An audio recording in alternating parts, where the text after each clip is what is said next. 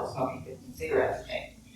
But conversely, those strong social connections are very protective. So what can we really do within the housing context to be thinking about this?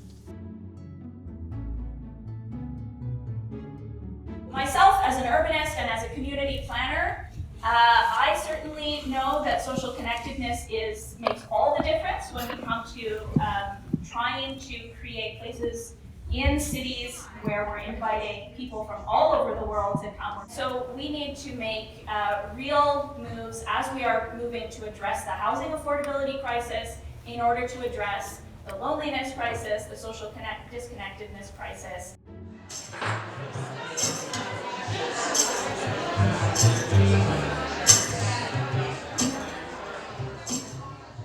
Sometimes you're caught up in your silo of building co-op housing or building whatever kind of housing you're dealing, and you have to understand it's not just boxes for people to sleep in. There's systems underneath that, and the social connectedness of the theme of this symposium, I think it really hits the point. I think my biggest takeaway was the fact that we were able to get so many different people that are related to health and housing in the same space.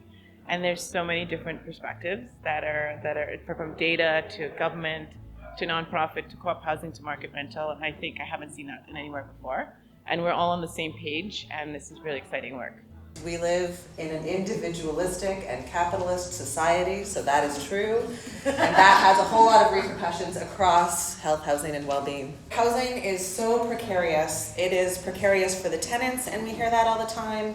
It is precarious for the landlords, both private and non-private, who are trying to move forward in this setting, and it is like the local governments are feeling pressure as well. So the whole issue of housing is a hot button issue where people are feeling pressure from all sides. There's a plague of loneliness and of being isolated, and you become socially excluded from your neighbors and from society. So it's really important that we have collectives and have opportunities to reach out to each other and make sure that we're taking care of our neighbors, and that we have supports so we can have wellness and health, not just housing, but have that robust array of services to help people with wellness as they age. Being lonely or being isolated is associated with a whole range of bad health outcomes, whether it's sort of burden of heart disease, cardiovascular disease, burden of diabetes, cancers, and of course mental health and well-being, which is why it's so important that there are initiatives and groups trying to support people who are isolated and to sort of break those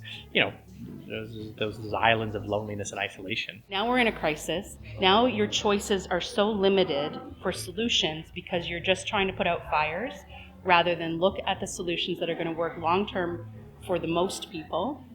And decisions made in crisis, I don't think are ever super sustainable. And that's what we're trying to do here is work ahead of the crisis, or at least at the beginning stage of the crisis, to try to look for long-term solutions. We're trying to apply existing research at the intersection of housing, well-being, and neighborliness. What is the driver of a high social quality of life when you're living in a high-density environment? Many things. It's not just one thing. We are getting into having enough data from enough of these housing contexts and community contexts where we can start to connect the dots and create some models. The issues that we're discussing these 2 days, they're not just housing. There's a massive health part in it. Mental health is, I've said before, the most criminally underfunded public service in Canada. And being in the housing sector, and particularly for me as a project manager and someone who works on asset management, is let's also involve education in that, because we need workers in housing. The fact that we had such a diverse group of people in this symposium compared to 4 years ago, I think it's exciting. I also leave, I suppose, a little bit frustrated that we're still talking about the same things that seem so obvious and affect all of us, and that a lot of these social issues seem to have to always come to crisis before action can be put in place or people really start to listen, rather than the proactive solutions that we all want to be looking for here. We need the actual lived experience of the people that we're talking about to advocate and speak for themselves. We need more than government, more than housing providers, more than social service connection. We need everyone together. We are building a critical mass around the discussion of building connections in multi-unit buildings. wonderful to see the diverse agencies represented here.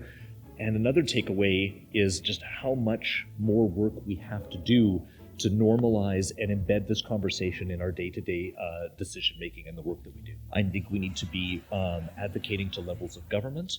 I think we need to be raising awareness about the value and importance of building these connections right where people live. By 2025, we're really thinking about how social connectedness can save lives and create resilience in a time of climate crisis, aging, massive aging demographic changes.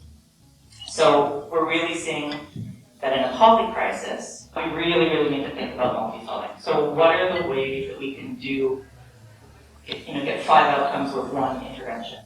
And we really see working on social connectedness in housing as a great multi-solver. And like they say, you never want to waste a crisis. You certainly don't want to waste a polycrisis. So that's what we're all here to talk about together.